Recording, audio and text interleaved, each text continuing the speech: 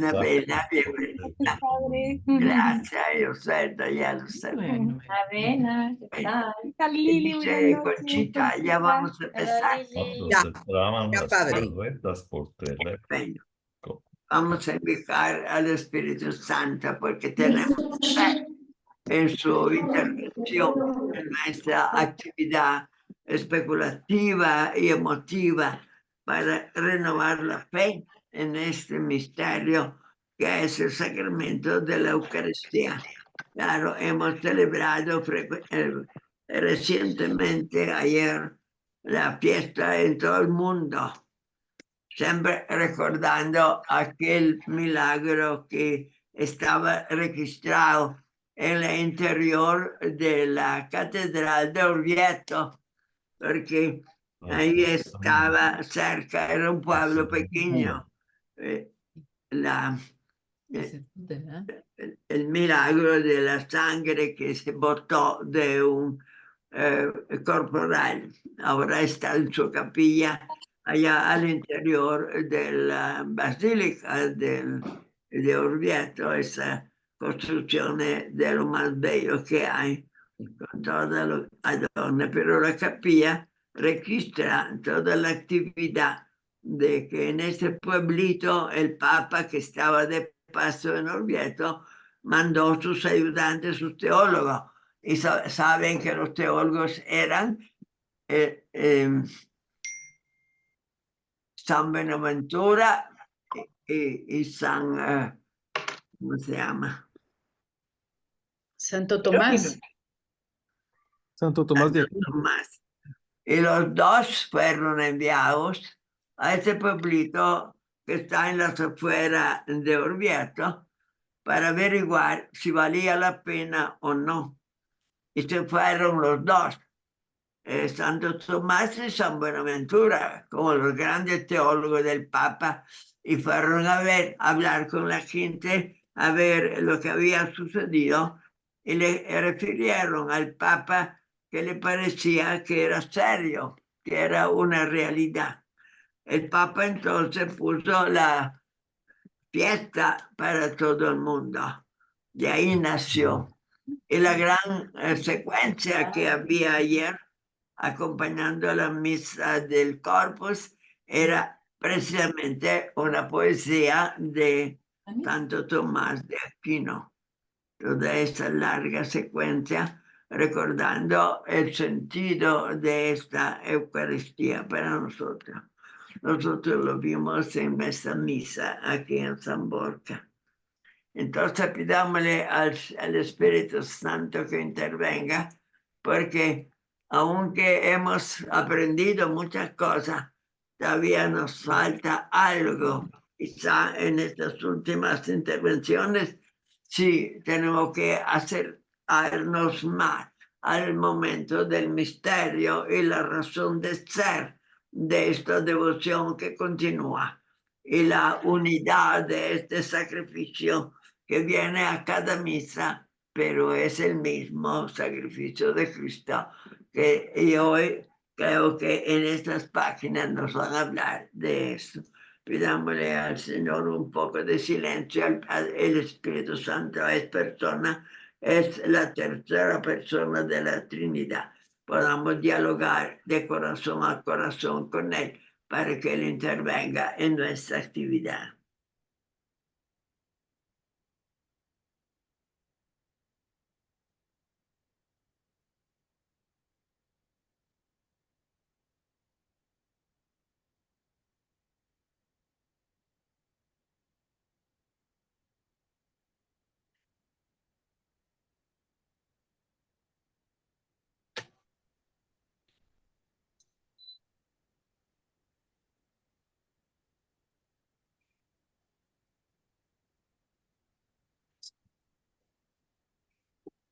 En el nombre del Padre, del Hijo y del Espíritu Santo. Amén. Amén. Es tarde pidiéndole mucho que el Espíritu Santo nos acompañe. Muchas gracias, Padre. Pues hoy en la noche tendremos el gusto de escuchar a los señores Tizón, que nos van a explicar con así como ellos lo hacen con tanta didáctica, las páginas 70 y 71 del folleto de Padre Galo. Templo igual a cielo y una nación nueva. Entonces, también quiero pedirles a todos que por favor puedan quitar su pantalla. Y Juan Alfonso, quiero decirte que tienes 2 pantallas abiertas. Así es.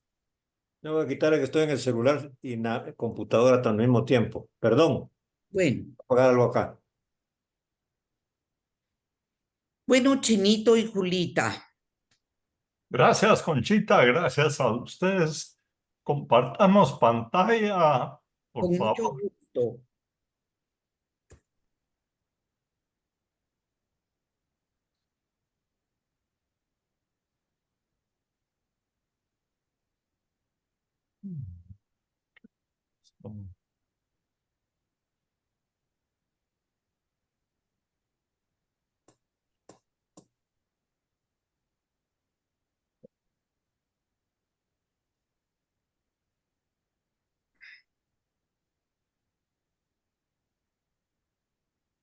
Ahí estamos ya. Ahí estamos. Qué bien.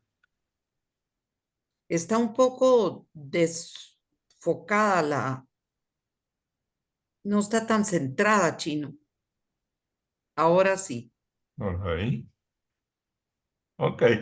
Bueno, es un gran gusto platicar con ustedes sobre el tema número 12 del cuaderno del Padre Galo. El templo es el cielo.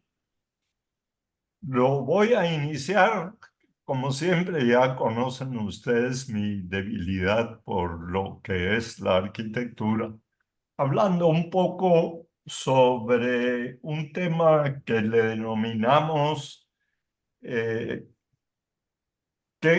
cosas las que suceden o qué vueltas da la vida o qué sorpresas nos tiene deparado Dios. Y les cuento esto porque les estoy presentando esto que es la iglesia conmemorativa del milenio. Esta se construyó en Italia precisamente para conmemorar el cambio de siglo y por eso se llama la iglesia del milenio.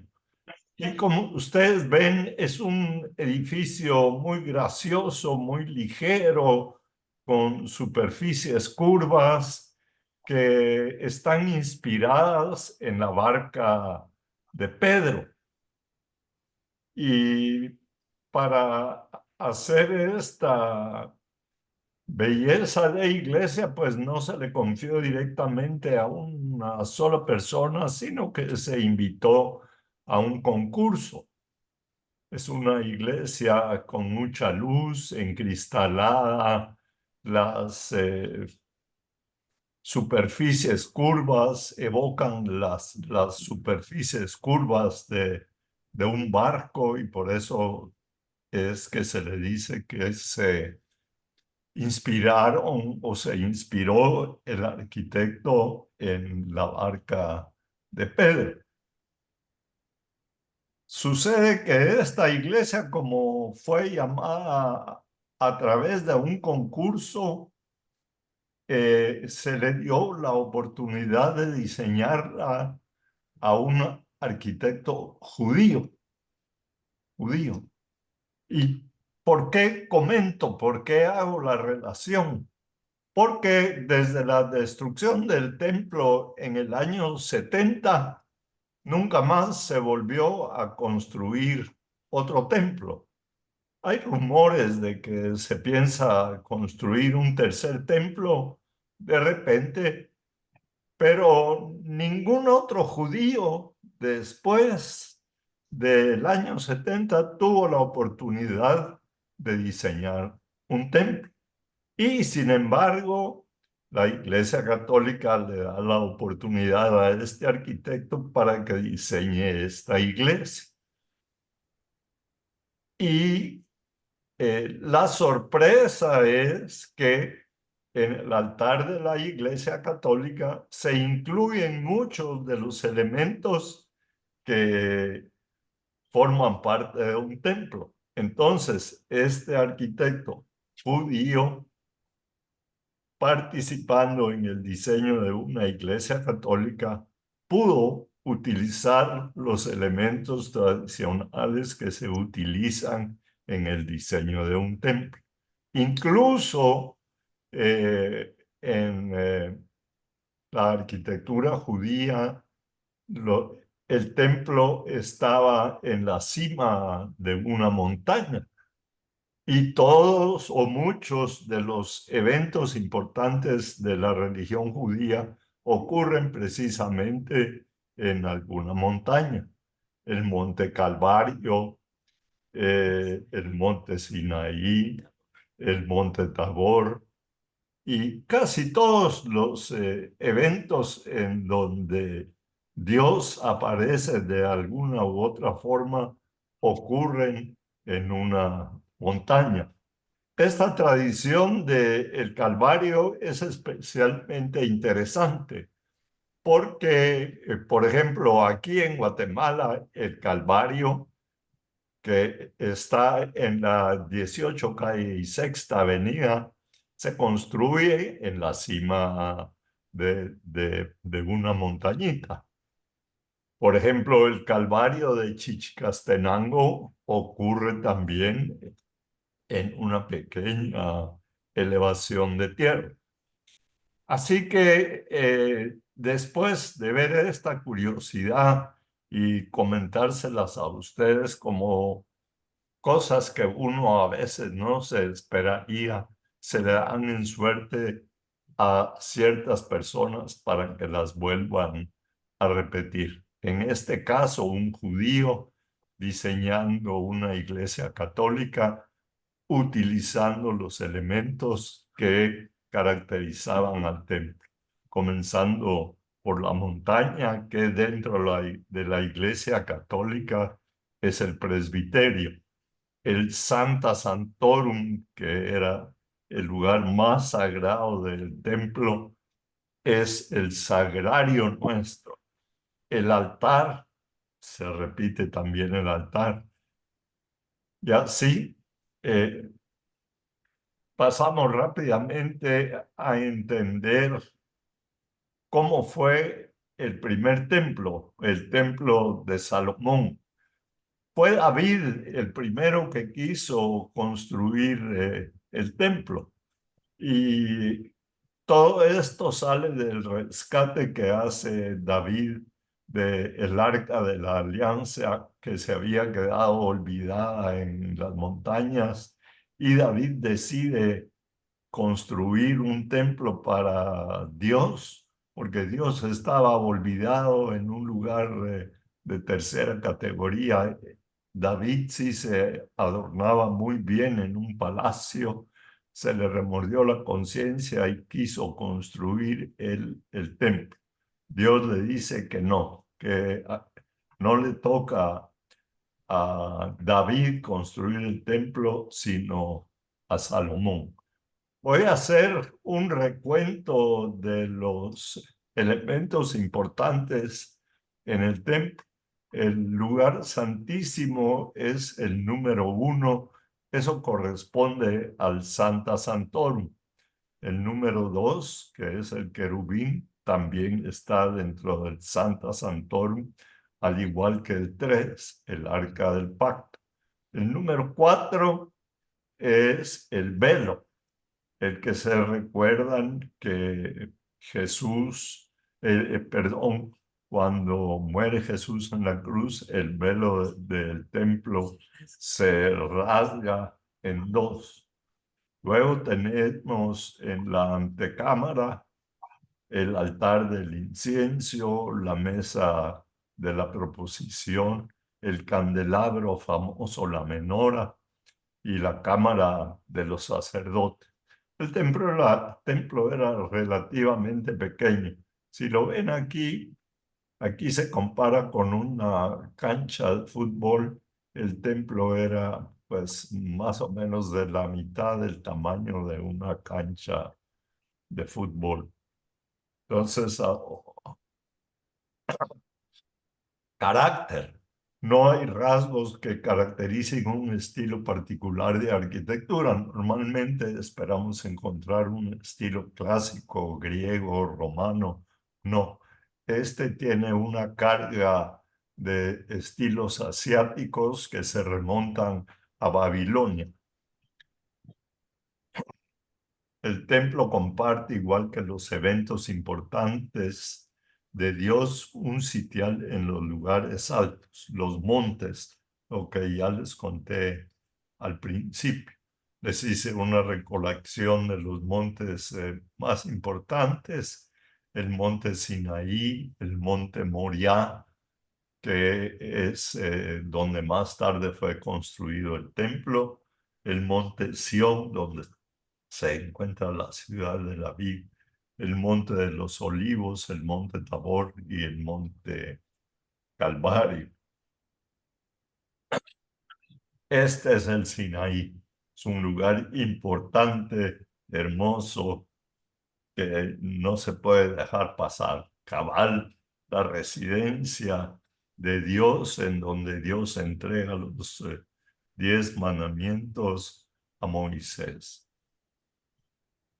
Esta es una maqueta un poco distorsionada en la base, pero para señalar más o menos la escala que tenía el templo de Salomón respecto del resto de la ciudad. Se ven las murallas de la ciudad. Están las murallas. Ya se me llama sola cosa. Bueno, las murallas de la ciudad, y en la parte superior el templo de Salomón. Fechas importantes: la destrucción del templo en el año 586 a manos de Babilonia, y la reconstrucción en el año 500 también antes de Cristo. Esto viene siendo financiado por Ciro, el rey de Persia. El segundo templo, que también se le conoce con el nombre del templo de Herodes, porque Herodes terminó de construirlo, pero es un templo ya bastante más grande.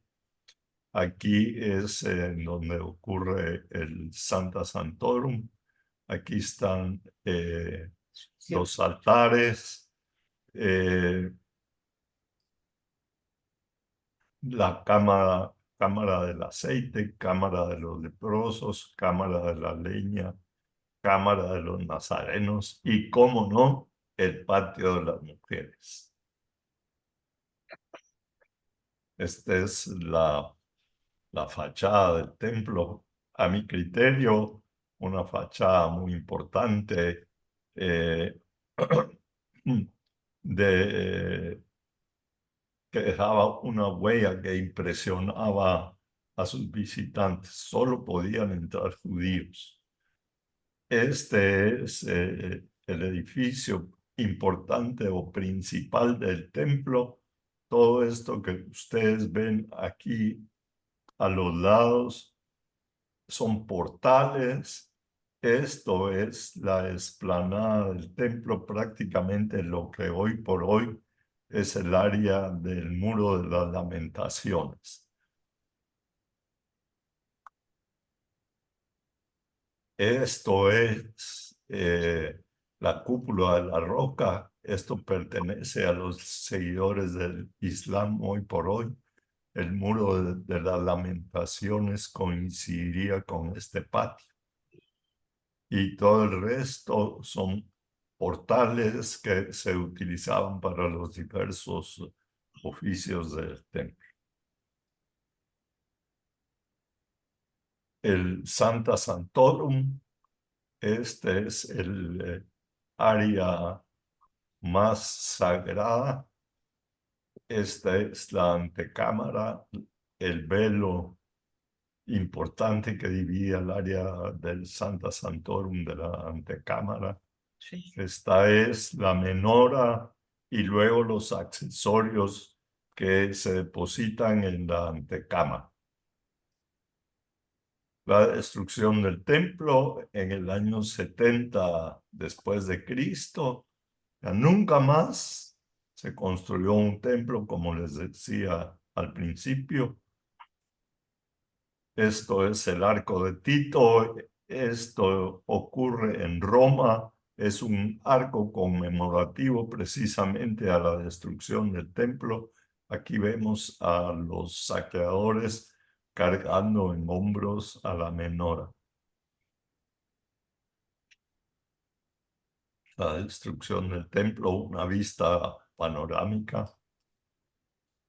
Y las profecías. Según las profecías bíblicas, al final de los tiempos, Jesucristo regresará a Jerusalén y restaurará el templo y la ciudad.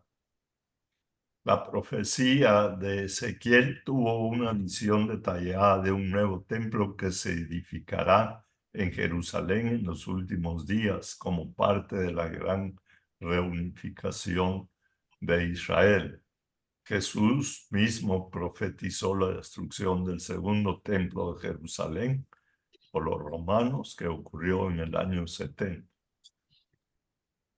Antes del fin, esta es una profecía no de tipo religioso, sino que es, podríamos decir, de cultura general. Sin embargo, antes del fin se construirá un tercer templo en Jerusalén, probablemente como resultado de un pacto del anticristo con Israel. Esto es como una señal de que se están cumpliendo las profecías de los últimos tiempos. Cuando Jesús regrese, sus pies se posarán sobre el monte de los olivos en Jerusalén, lo que causará que el monte se parta. Ahora, el templo. Entremos ya al meollo de la plática y dejo a Julia Elisa para que conduzca la lectura alrededor de este tema tan interesante. Sí, es emocionante. El templo en el cielo. En Apocalipsis 11:19 se menciona que el templo de Dios que está en el cielo fue abierto y el arca de su pacto se veía en su templo. Esto sugiere que hay un templo literal, un momentito, en el cielo donde se encuentra el trono de Dios. El cielo. El cielo es el lugar donde habita Dios y desde donde gobierna el universo. En Apocalipsis 21:22 se dice que no vi en ella templo alguno, porque su templo es el Señor, el Dios Todopoderoso y el Cordero.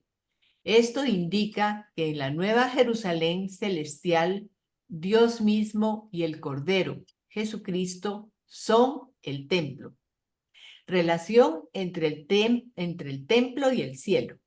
El templo en el cielo es el lugar donde un Dios se manifiesta y desde donde se originan eventos cósmicos como relámpagos, truenos y terremotos. Pero el cielo es más amplio que el templo, pues abarca todo el ámbito celestial donde Dios reina supremo. En resumen, el templo en el cielo es un lugar específico dentro del ámbito celestial, pero no es sinónimo de cielo. El cielo es el reino de Dios en su totalidad, mientras que el templo es el santuario celestial donde Él se revela y desde donde actúa. El templo de Jerusalén, construido por Salomón como lugar de adoración a Dios, representaba simbólicamente la presencia de Dios entre su pueblo. Tenía un lugar santísimo donde reposaba el Arca de la Alianza. fue destruido y reconstruido varias veces en la historia de Israel. Las similitudes. Ambos son los lugares relacionados con la presencia y adoración a Dios. El templo terrenal era una imagen del verdadero templo celestial. La nueva Jerusalén celestial también tendrá un templo, pero será Dios mismo. Diferencias. El cielo es un reino trascendente, mientras que el templo era un edificio terrenal. El cielo es eterno, mientras que el templo de Jerusalén fue destruido. En la nueva Jerusalén celestial no habrá un templo separado, pues Dios mismo será el templo.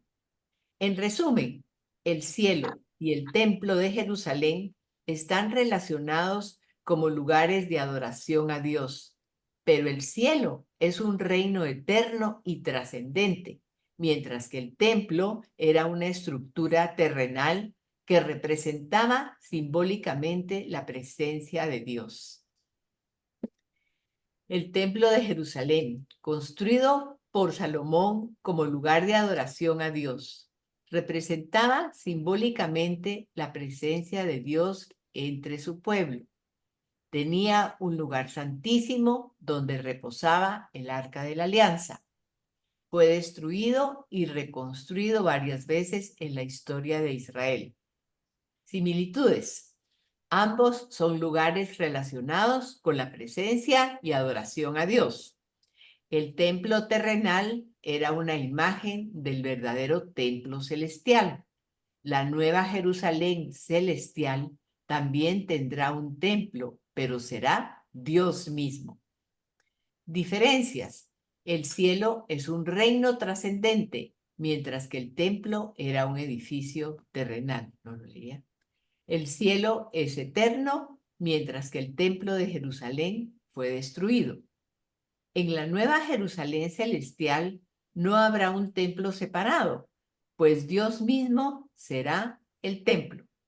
En resumen, el cielo y el templo de Jerusalén están relacionados como lugares de adoración a Dios, pero el cielo es un reino eterno y trascendente, mientras que el templo era una estructura terrenal que representaba simbólicamente la presencia de Dios.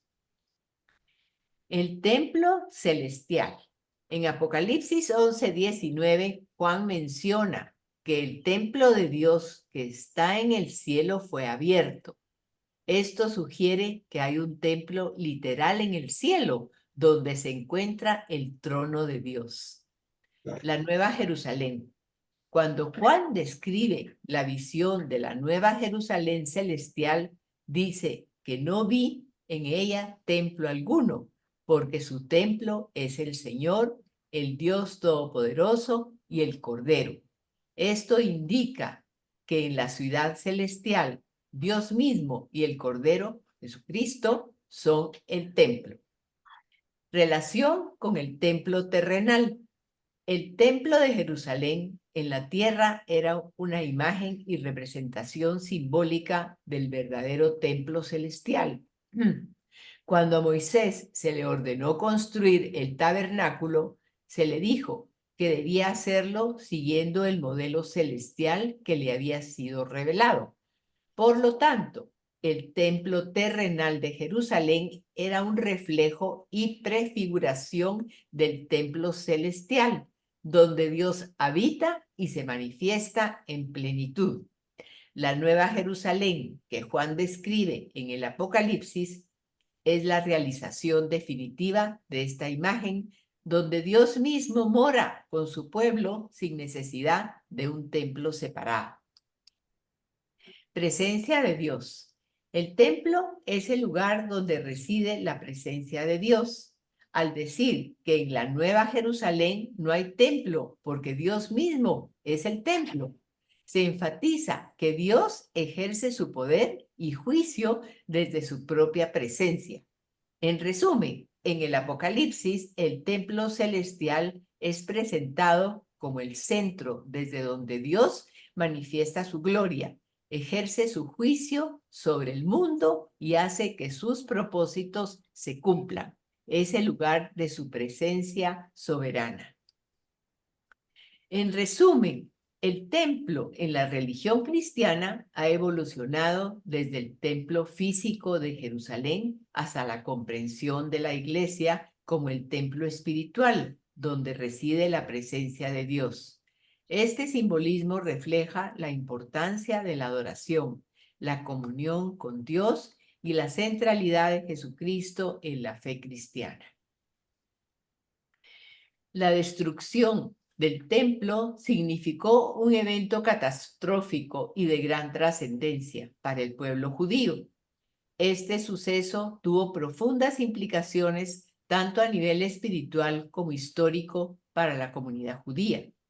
Aquí se resumen las principales repercusiones de la destrucción del templo para los judíos, basándose en las fuentes proporcionadas. Primero, pérdida de la presencia divina. La destrucción del segundo templo simbolizó la retirada de la presencia de Dios entre los judíos, aunque no significó un abandono total por parte de Dios. La relación especial que los judíos tenían con Dios a través del templo ya no existía, lo que marcó un cambio significativo en su conexión espiritual. Segundo, consecuencias espirituales y físicas. La destrucción del templo tuvo un impacto espiritual y físico profundo en la comunidad judía, reflejando un periodo de desolación y pérdida. La desaparición del templo representó un momento de quiebre en la historia y la identidad judía, generando un profundo sentimiento de tristeza y desolación. Tercero, reflejo en la historia y el presente. El período posterior a la destrucción del templo refleja la idea de que la historia judía es el destino judío, mostrando cómo los eventos pasados influyen en el presente y el futuro del pueblo judío. Las consecuencias de la destrucción del templo aún se sienten en la actualidad, tanto a nivel espiritual como físico, y continúan impactando la vida de los judíos en todo el mundo.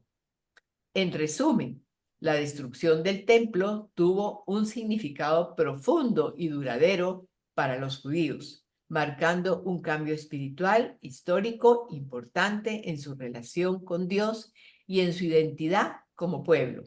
Este evento catastrófico dejó una huella indeleble en la historia y la espiritualidad judía, influyendo en su presente y futuro de manera significativa. Reflejo en la historia y el presente. El período posterior a la destrucción del templo refleja la idea de que la historia judía es el destino judío, mostrando cómo los eventos pasados influyen en el presente y el futuro del pueblo judío. Las consecuencias de la destrucción del templo aún se sienten en la actualidad, tanto a nivel espiritual como físico, y continúan impactando la vida de los judíos en todo el mundo. En resumen, la destrucción del templo tuvo un significado profundo y duradero. Disculpe.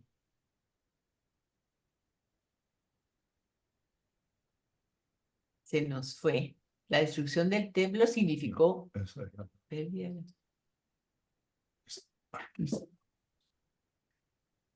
En resumen, la destrucción del templo tuvo un significado profundo y duradero para los judíos, marcando un cambio espiritual e histórico importante en su relación con Dios y en su identidad como pueblo. Este evento catastrófico dejó una huella indeleble en la historia y la espiritualidad judía, influyendo en su presente y futuro de manera significativa. Según las fuentes, Jesús es presentado como el nuevo templo de Dios en el Nuevo Testamento.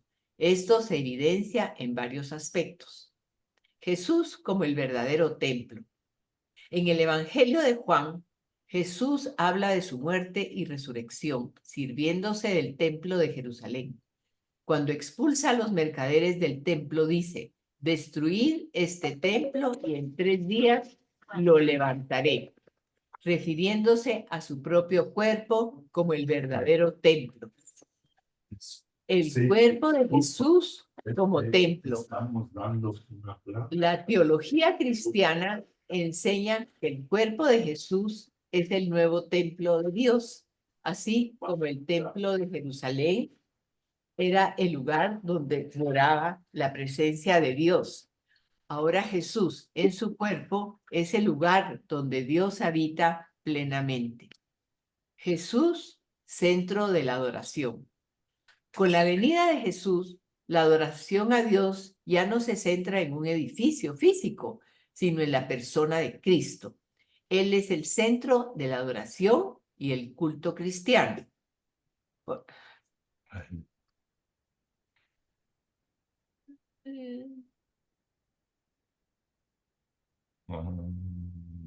Ay, disculpen.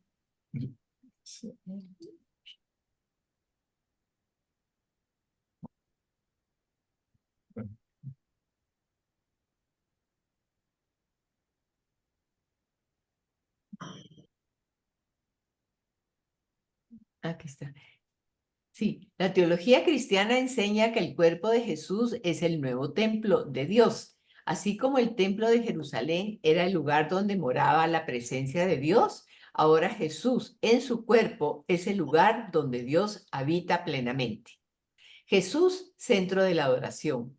Con la venida de Jesús, la adoración a Dios ya no se centra en un edificio físico, ya lo habíamos dicho, sino en la persona de Cristo. Él es el centro de la adoración y el culto cristiano, pues en él habita corporalmente toda la plenitud de la deidad. Significado de la cruz. La cruz de Cristo adquiere un significado central en el nuevo templo espiritual. En ella Jesús ofrece el sacrificio definitivo que purifica y reconcilia a la humanidad con Dios. Por eso, en los templos cristianos, la figura de Cristo crucificado preside la celebración. En resumen, según la enseñanza del Nuevo Testamento y la teología cristiana, Jesús es presentado como el nuevo y verdadero templo de Dios, pues en su cuerpo mora la presencia divina y en él se cumple el significado del templo como lugar de adoración y sacrificio. Me encanta eso.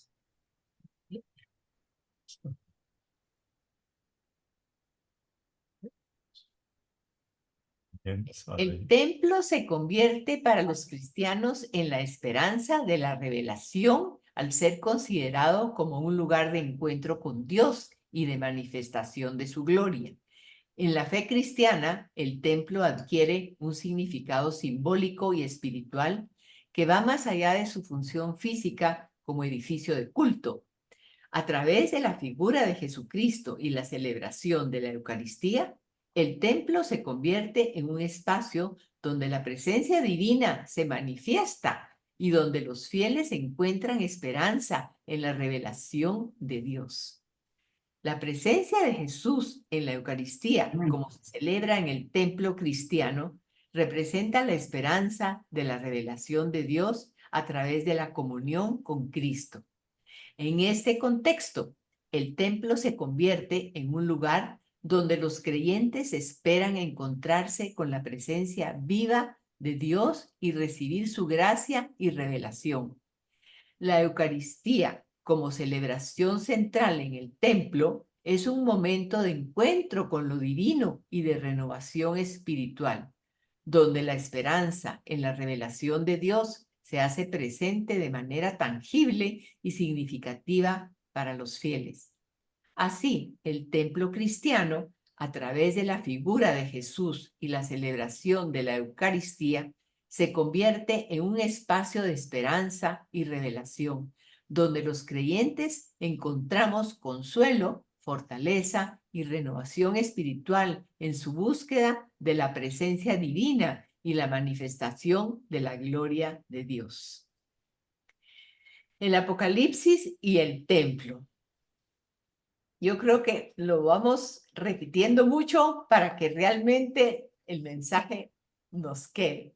El Apocalipsis visualiza el templo como un lugar celestial de gran significado simbólico y espiritual.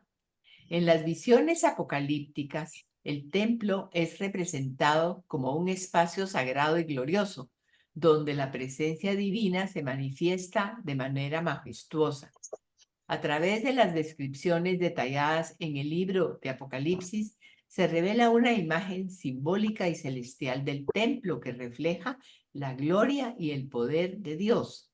En las visiones del Apocalipsis, el templo es descrito como un lugar de adoración y trono divino, donde se manifiesta la presencia de Dios en toda su gloria y majestad.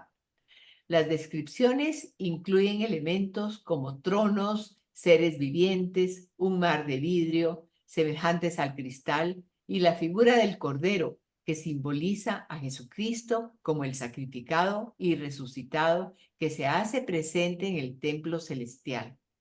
En resumen, el templo visualizado por el Apocalipsis es representado como un lugar celestial de adoración y revelación, donde la presencia divina se manifiesta de manera grandiosa y simbólica. A través de estas visiones se transmite la idea de un templo celestial lleno de gloria y poder, donde la figura de Jesucristo ocupa un lugar central como el Cordero sacrificado y resucitado que se hace presente en la adoración celestial. El templo, según el Catecismo.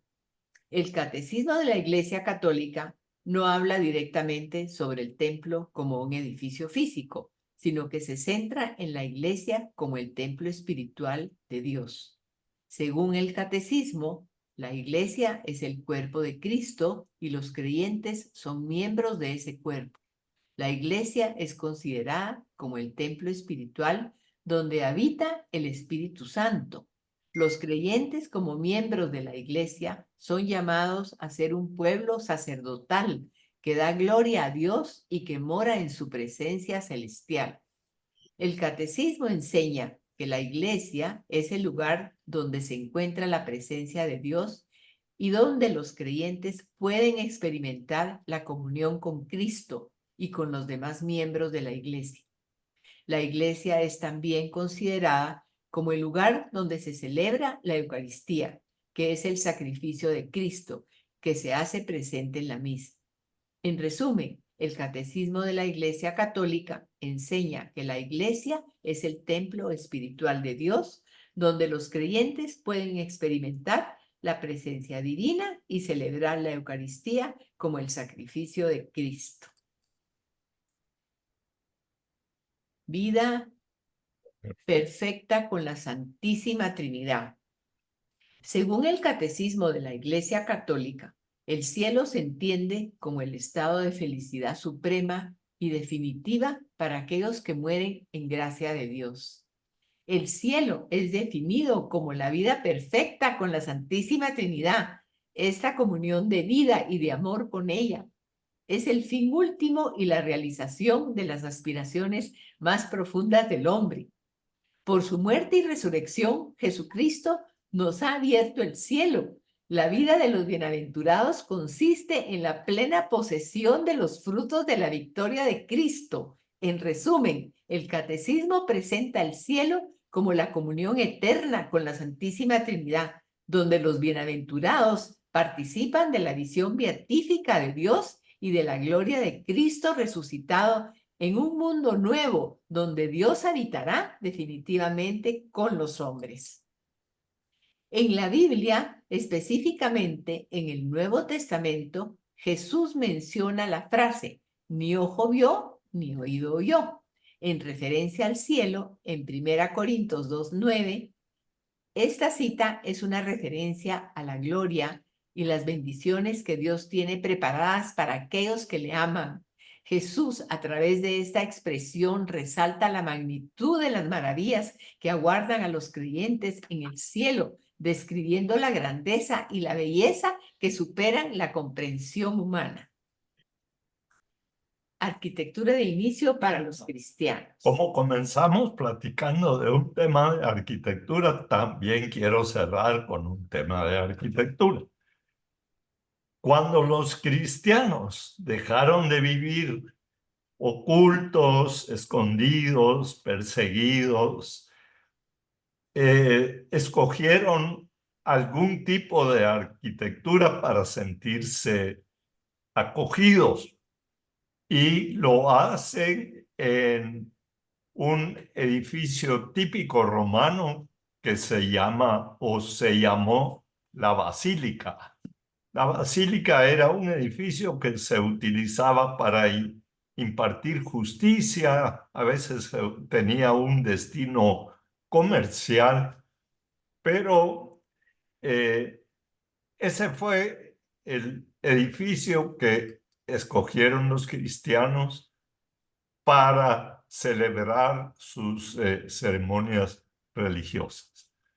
Como ustedes pueden ver, tenía accesos, esos accesos llevaban a naves laterales, al centro, la nave central, y un remate que se llama ábside. En el ábside es donde se coloca hoy por hoy el altar.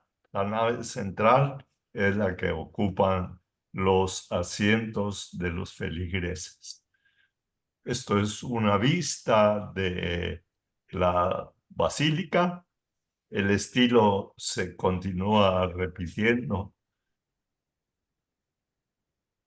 Y esta es una vista en perspectiva de una basílica, del interior de la basílica. Y por ahí vamos dejando nosotros la plática. Muchísimas gracias. Fue una plática un poco reiterativa, pero entendemos que el tema lo requiere, pues porque a Dios lo encontramos en el universo, es un infinito, pero Jesucristo es el que se transforma en el nuevo templo. Jesucristo va al cielo y nuestro destino es encontrarnos con Él. Es cierto que en la Biblia Jesucristo les dice a sus apóstoles que Él va antes porque les va a preparar unas moradas especiales. Tal vez eso para simplificarnos la vida, pero realmente el cielo es Jesucristo mismo. Por ahí dejamos la plática, espero que les haya gustado y muchas gracias a ustedes. Muchas gracias. Chinito y Julita, las gracias son para ustedes. Muy linda plática. Yo les felicito. Hicieron un trabajo muy grande, no solo el aspecto arquitectónico, también el aspecto del sacrificio y de la vida de la iglesia en el templo. Todo eso nos da una visión más completa de lo que significa simplemente una misa rodeada por toda esa teoría, esta realidad de vida que se extiende hacia el infinito, hasta el cielo donde habita Dios.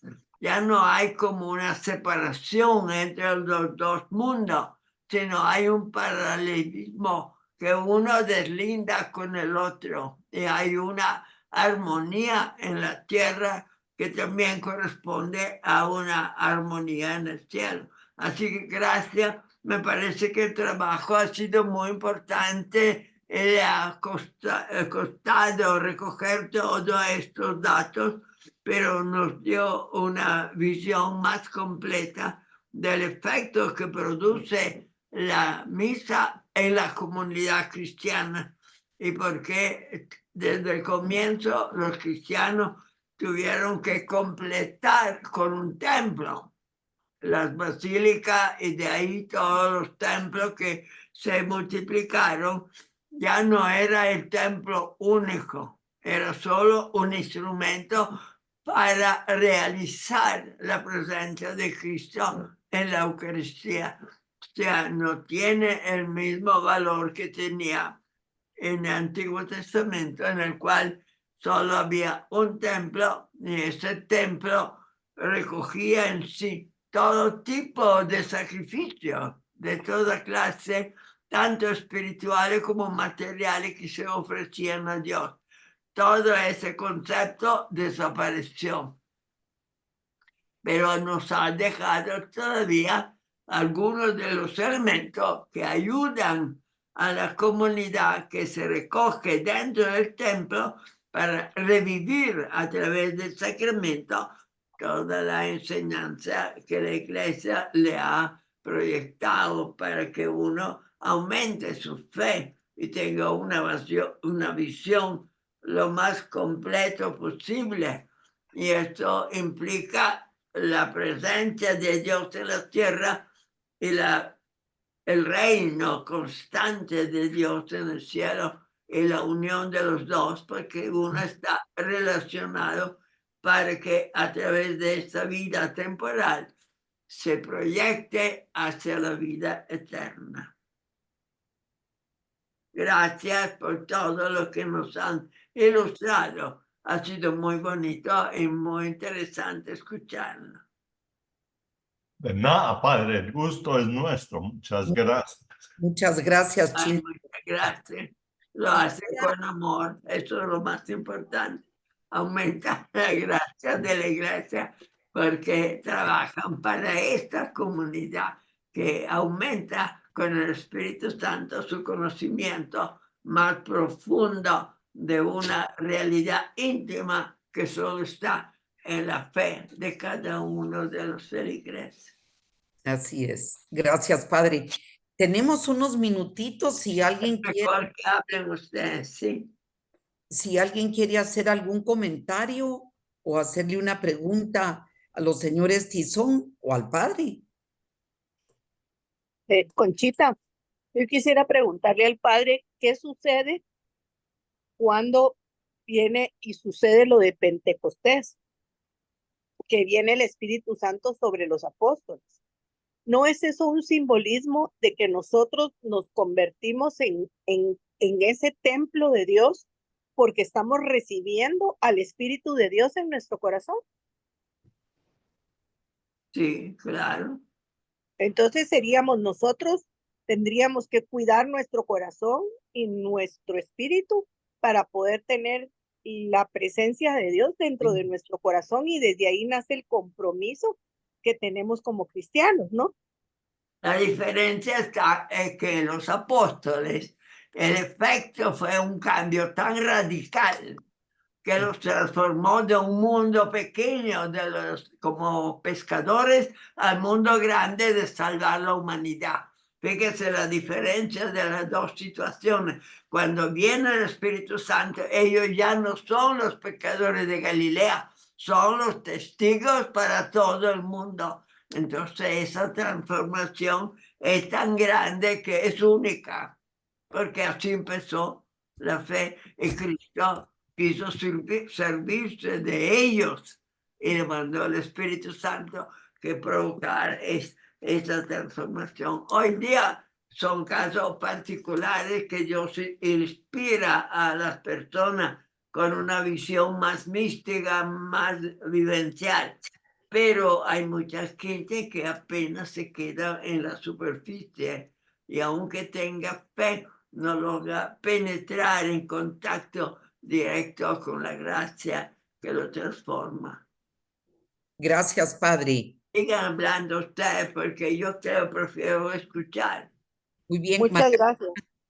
Sí, con gusto, Pati. Margarita. Perdón, solo estoy muy impresionada. Gracias, Santiago y Julita. Qué linda su presentación, qué buenísima. Me encantó cómo lo hicieron con algo de la arquitectura y cómo conocimos en realidad el templo del milenio, ¿cómo se llama? El nuevo templo en Roma, y cómo nos ilustraron sobre sobre el templo de David, el templo de Salomón, y cómo nunca se reconstruyó realmente el templo destruido en los años 70. Muchas gracias de veras por toda su disertación, muy buena, como ustedes mismos dicen, un poco repetitiva, pero así se nos queda de verdad lo que se nos tiene que quedar. Así que muchas gracias. Muchas gracias. Gracias. ¿Cuándo quiere A la hablar? orden, muchas gracias. Anabela? ¿Alguien más?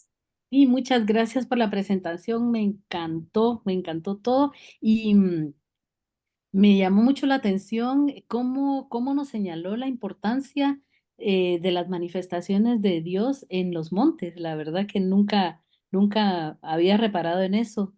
Muy lindo, de verdad. Muchas gracias, arquitecto y Julita. Precioso todo. Con gusto, con gusto. Sí, buen comentario, Anabela. A ver, ¿quién más?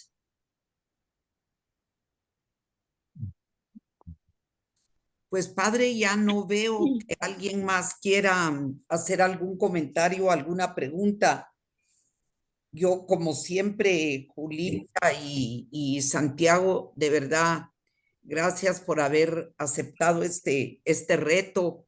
Y me encanta que siendo tú tan dilecto arquitecto, te haya tocado este tema para podérnoslo ampliar con muchos detalles. Así que ahorita vamos ya a pedirle al padre. Ah, no, perdón, Giovanna levantó su mano.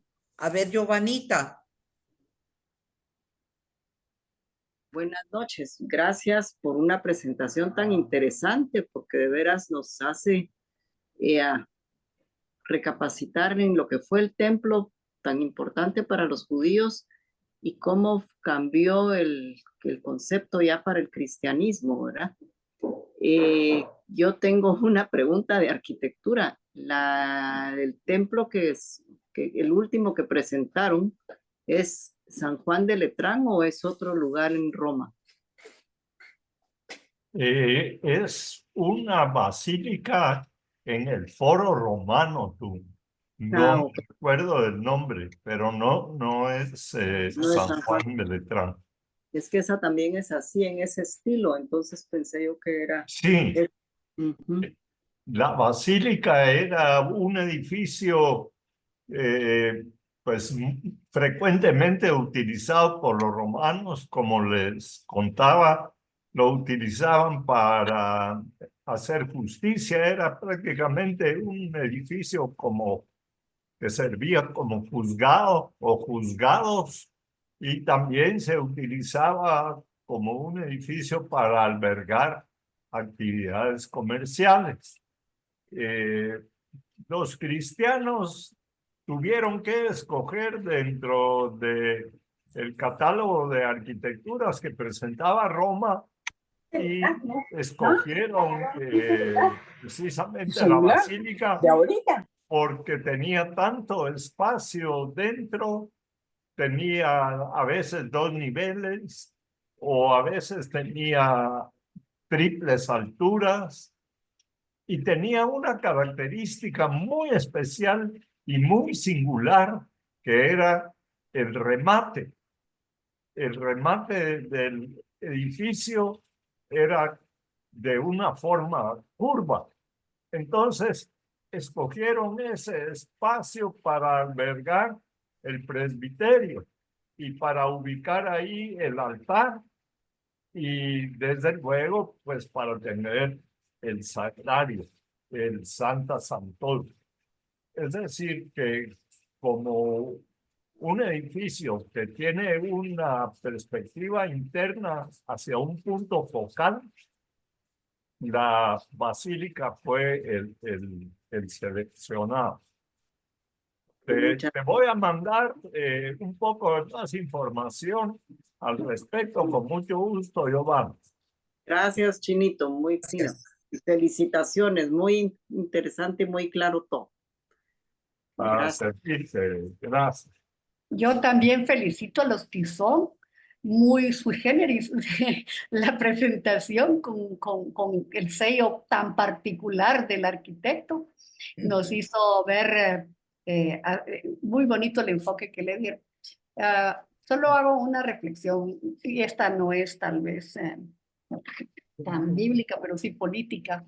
La destrucción del templo por el Imperio Romano fue el inicio realmente de la diáspora. Haber destruido realmente el templo era haber destruido totalmente su arraigo religioso, social, cultural. Entonces, ese era como el motivo, me imagino, de todo esto. Pero bueno, muchas gracias por su linda presentación. Bueno, Padre, Gracias, Miriam. La orden. Padre Galo. Quizá puedo agregar un dato que nos hace ver el trauma que significó el año 70, porque según el historiador, en estos finales del tiempo, antes del 70, los sacerdotes ofrecieron 250,500 corderos en el altar del templo. Imagínense lo que significa eso, que sea borrado de una vez. Esta mañana estamos leyendo la historia de aquella parábola de los viñadores infieles que matan a los criados que vienen a cobrar y luego matan al hijo. Y entonces el resultado será que Dios les quitará a ellos y pondrá a otros. Eso es amargo, es muy triste, pero esta parábola es la que Dios contó. Ya al final, al último, iba directamente contra la autoridad, de que sería quitado ella, pero por la culpabilidad que ellos tenían de no haber interpretado el Hijo de Dios con fe. Bueno. Gracias, Padre, y esperamos su bendición. Bueno, la bendición de Dios Todopoderoso, Padre, Hijo, Espíritu, ustedes y permanezca siempre y tengan todos una feliz tarde. Gracias. Damos gracias a Dios porque Gracias, está lloviendo. Gracias a Dios. Bendito Dios. Sí. Muchas gracias, Padre. Muchas gracias, Conchita. Muchas gracias a todos. Muy amable. Gracias, señor Espindón. A ustedes. Benito, ay, está la mala cámara. Gracias, Feliz gracias. noche y feliz semana. Buenas Buenas noches. noches. Conchita. Buenas noches. Halo. Adiós. Gracias a todos. Yes. Adiós. Buenas Feliz noches. noche, muchas Gracias. gracias. Conchita. Buenas noches. Benito, feliz noche, bendiciones. Ya se fue el Padre. Ya. Que estén bien.